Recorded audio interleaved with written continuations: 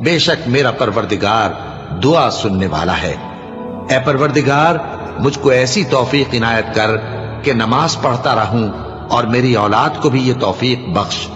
ए परवरदिगार, मेरी दुआ कबूल फरमा। ए परवरदिगार, हिसाब किताब के दिन मेरी और मेरे माँ बाप की और मोमिनों की मगफिरत कीजिए।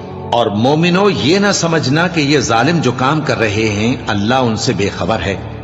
वो इनको उस दिन तक मोहलत दे रहा है जबकि दहशत के सबब आंखें फटी की फटी रह जाएंगी और लोग सर उठाए हुए मैदान क़यामत की तरफ दौड़ रहे होंगे।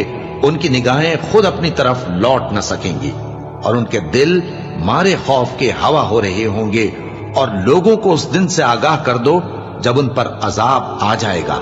तब जालिम लोग कहेंगे कि ऐ हमारे परवरदिगार, हमें थोड़ी सी मोहलत अता कर ताकि हम तेरी दावत तौहीद कबूल करें